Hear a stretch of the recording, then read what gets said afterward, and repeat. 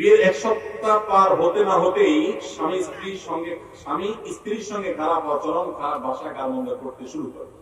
তবু স্ত্রী ধৈর্য ধারণ করে সংসার করতে থাকে। স্বামীর ভাষ্য মতে তিনি তার স্ত্রীকে তালাক দিয়ে দিয়েছেন। এখন সেই স্বামী পুনরায় স্ত্রীর কাছে ফিরে আসতে চায়। করণীয়, বিশেষ দ্রষ্টব্য, স্বামী স্ত্রীর গায়ে হাত তুলত, স্বামী তার শ্বশুরের গায়েও হাত তুলত। সেই দম্পতির ঘরে একটি ছোট বাচ্চা আছে। ইন্না লিল্লাহি ওয়া ইন্না ইলাইহি রাজিউন। দেখুন, এই সমস্ত প্রশ্ন, বিশেষ করে তালাক সংক্রান্ত প্রশ্ন, কখনো এই ধরনের সংক্ষিপ্ত প্রশ্নোত্তরের কোন সেশনে আপনারা এই প্রশ্নগুলো লিখে দিবেন না। সবসময় আমরা বলি এগুলোর জন্য কোন ফতোয়া বিভাগে যাবেন, কোন দারুল ইফতা যাবেন, কোন বড় মাদ্রাসা, বড় মসজিদের মুফতি সাহেব, খতিব সাহেবদের কাছে যাবেন, লিখিত ভাবে দিবেন বা বসে বিস্তারিত বলবেন। কারণ এগুলোতে সংক্ষিপ্ত প্রশ্নের উত্তর দেওয়া যায় না। এখানে প্রশ্ন পাল্টা প্রশ্নের ব্যাপার আছে। তালাকের বিষয়টা অত্যন্ত সেনসিটিভ। আপনি কি শব্দ বলেছেন তার উপর নির্ভর করবে এটা মাসআলার উত্তর। তো আমি এখানে সংক্ষিপ্ত লেখা দেখে উত্তর দিয়ে দিয়েছি, সেটা ভুলও হতে পারে। এজন্য আমরা মৌলিক নীতিমালা বলে রাখি। ইন্ডিভিজুয়াল কোন ফতোয়া, তালাক সংক্রান্ত মাসআলার উত্তর আমরা দেই না। সেটা কোনো টেলিভিশন প্রোগ্রামেও না, সেটা কোনো মাহফিলেও না, কোনো ওপেন ধরনের প্রোগ্রামে না। কারণ এখানে প্রশ্নকর্তা নাই। প্রশ্নকর্তাকে আমার পাল্টা অনেক প্রশ্ন করা লাগবে, যে কোন অবস্থায় তালাক দিয়েছে, কি বলেছে, শব্দটা কি ছিল, এগুলোর উপর নির্ভর করবে মাসআলা। এই জন্য তালাকটা এত ছেলে খেলা না। তালাক এবং বিয়ে এই বিষয়গুলো খুবই সেনসিটিভ। এগুলো ওলামাদের কাছ থেকে যে আলাদা দাওলাতে গিয়ে জেনে নেবেন। আমি আপনার এই তালাকের প্রশ্ন দিচ্ছি না, তবে মৌলিক নীতিমালা বলে রাখছি। সেটা হলো, স্বামী যদি স্ত্রীর প্রতি অন্যায় করে সেটা অবশ্যই অন্যায় জুলুম। কোন স্বামী যদি স্ত্রী শ্বশুর গায়ে হাত তোলে, নাউযুবিল্লাহ, জীবনে তো এরকম এর আগে শুনি নাই যে শ্বশুর গায়ে হাত তুলেছে। হতে পারে কোনো মানুষ, আল্লাহ তাআলা হেদায়েত দান করুন, এরকম যদি কেউ হয়ে থাকে, সে তো অপরাধ এবং পাপিষ্ঠ হয়ে কোনো সন্দেহ নেই। সে তো নামে মুসলমান, সে তো মুসলমান একেবারেই নামকা ওয়াস্তে, ইসলামের ধারে কাছেও সে নেই। এত বড় অনাচারকারী, এত বড় অভদ্র এবং বেয়াদব এবং এত বড় আপনার অন্যায়কারী, অনাচারকারী মানুষ কখনো আদর্শ মুসলমান হতে পারে না। ভাই আমার, স্ত্রীর গায়ে হাত তোলা এটা প্রিয় নবী সাল্লাল্লাহু আলাইহি ওয়াসাল্লাম, প্রসিদ্ধ সিনিয়র যত সাহাবী ছিলেন, খোলাফায়ে রাশিদা ছিলেন, কারোর থেকে আমরা জানি না যে কেউ স্ত্রীর গায়ে হাত তুলেছে। স্ত্রীকে শাসন করা ইসলামে জায়েজ আছে, তার নীতিমালা আছে, তার নির্দিষ্ট উসুল জওয়াবেত আছে, শর্ত শরায়েত আছে। সেগুলোর ভিত্তিতে স্ত্রী আপনার বয়সে ছোট থাকেন সাধারণত, আল্লাহ তাকে আপনার অধীনে করে দিয়েছেন, তাকে প্রয়োজন আপনি শাসন করতে পারবেন। কিন্তু এই শাসন করতে গিয়ে নবী সাল্লাল্লাহু আলাইহি ওয়াসাল্লাম কখনো তার স্ত্রীর গায়ে হাত তোলেননি। কোন সাহাবী, প্রসিদ্ধ কোন সাহাবী তুলেছেন এর কোনো বর্ণনা পাওয়া যায় না। তাহলে বিয়ের পরপরই এরকম স্ত্রীর প্রতি চড়াও হওয়া, গালমন্দ করা, আবার স্ত্রীর বাপের গায়ে হাত তোলা, নাউযুবিল্লাহ, এটা তো সন্দেহাতীত ভাবে কোনো ফাসিকের কাজ, কোনো মুসলমানের কাজ না। আমরা আজকাল অনেক বেশি অসহনশীল হয়ে গেছি। শুধু স্ত্রী কেন, স্বামীর বেলায় একই কথা প্রযোজ্য। অনেক মহিলা আছে আজকাল, আমাদের কথাগুলো অনেক সময় আল্লাহ মাফ করুক একচেটিয়া হয়ে যায়, অর্থাৎ স্ত্রীদের প্রতি জুলুম বেশি হয়, সেজন্য এই কথা এদিকেই কথা বেশি হয়ে যায়। অনেক সময় উল্টাটাও হয়, অনেক মহিলা দৌড়ানির উপরে সারাদিন পুরুষ লোকটা থাকে না, থাকে না, বেচারা মুখ বুঝে সহ্য করে, কারণ বলতেও পারে না শরমে।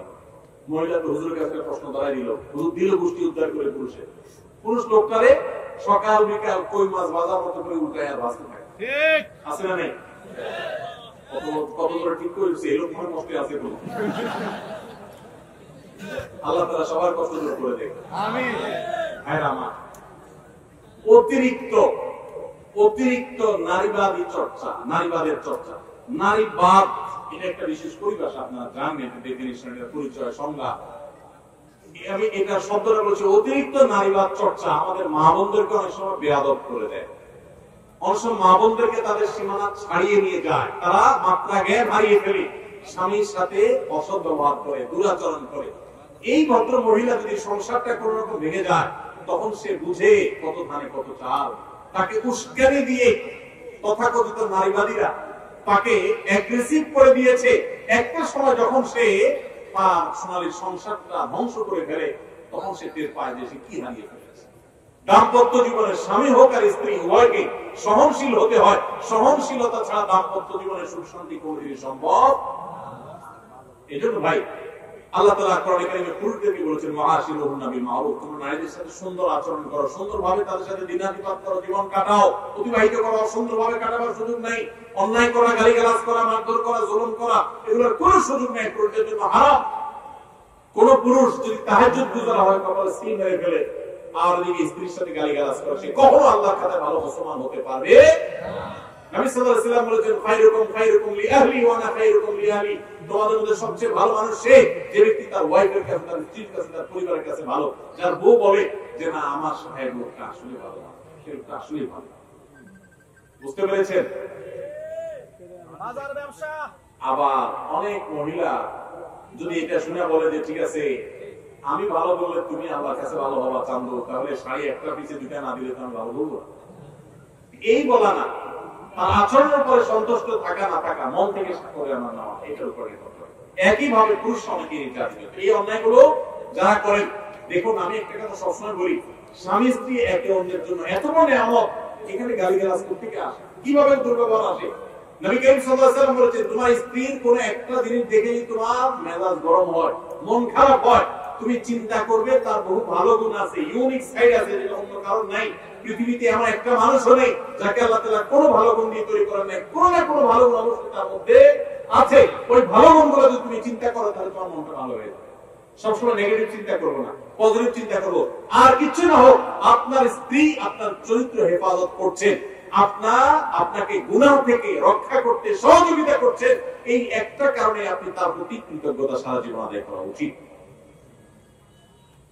আমাদের আয়েশা রাদিয়াল্লাহু আনহা বয়স একটু কম ছিল, আপনারা জানেন, হাদিস শরীফে উঠে এসেছে ওনার বয়স একটু কম ছিল, অতটা ভারত বয়স হলে যেরকম সেটা তো এই বয়স থাকে না স্বাভাবিক।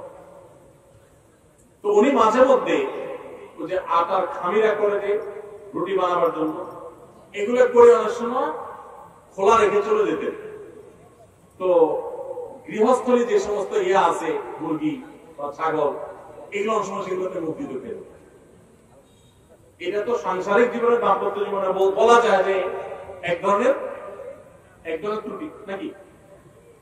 কিন্তু নবী রাসূলুল্লাহ সাল্লাল্লাহু আলাইহি ওয়াসাল্লামের কারণে কখনো তার সাথে শক্ত ব্যবহার, দুর্ব্যবহার তো দূর কি বাদ, কখনো রূঢ় আচরণ করেছে এরকম পাওয়া যায়।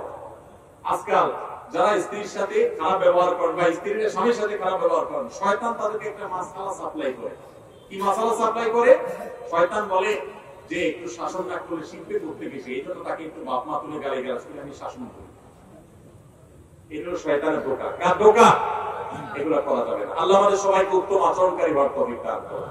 মা বোনরা স্বামীদের সাথে দুর্ব্যবহার করবেন না, তারা আপনাদের অভিভাবক, আল্লাহ দায়িত্বশীল করেছেন। আপনার বুঝে না আসলে একটু সবর করেন, সহনশীল হন, শ্রদ্ধা করতে শিখেন, তর্ক করবেন। অনেক মেয়েরা আছে কথায় কথায় তর্ক, একটা বললে তিনটার সাথে আছে না নেই? কথা মাটিতে পড়তে দেরি, জবাব দিতে দেরি নাই। অনেক বোন আছেন আমার, ৫ ওয়াক্ত নামাজ পড়েন, মাশাআল্লাহ বোরকাও পড়েন, হাত মোজা পা মোজা মেইনটেইন করেন, কোরআন তেলাওয়াত করেন, মাশাআল্লাহ কোনো আমলের কমতি নেই, কিন্তু স্বামীটাকে মানুষ মনে করে না। আছে না নাই? এই আল্লাহর বান্দী কখনো আল্লাহর কাছে প্রিয় পাত্রী হতে পারবে না। ঠিক একই ভাবে কোন স্বামী যত ইবাদত গুজার হোক, আলেম হোক, দিনদার হোক, গাড়িওয়ালা হোক, টুপিওয়ালা হোক, নামাজি হোক, কিন্তু তার স্ত্রীকে সে গালিগালাজ করে, খারাপ ব্যবহার করে, কোশ্চিন কালেও সে আল্লাহর খাতায় ভালো মুসলমান হতে পারে না। এজন্য ভাই দাম্পত্য জীবনে পরস্পরকে শ্রদ্ধাশীল হতে হয়, সহনশীল হতে হয়। আজকাল পত্রিকার কথা খুললে দেখবেন ঠুনকো ইস্যুকে কেন্দ্র করে সংসার ভেঙে যাচ্ছে, খান হয়ে যাচ্ছে, সব বেসবর হয়ে যাচ্ছে, অসহনশীল হয়ে যাচ্ছে। এই যে রমজান মাস গেছে, কি শিখছি আমরা? রমজান আমাদেরকে সহনশীলতা শিখেছে, সংযম শিখেছে, আত্মনিয়ন্ত্রণ শিখেছে, ধৈর্য ধারণ করা শিখেছে। মনে চাইলেই সবকিছু করা যাবে না, মনে চাইলেই খাওয়া যাবে না, হাত বাড়ানো যাবে না, মুখ দিয়ে একটা কথা বলা যাবে না, হিসাব নিকাশ করতে হবে। আল্লাহ আমাদের সবাইকে সেই তৌফিক দান করুন।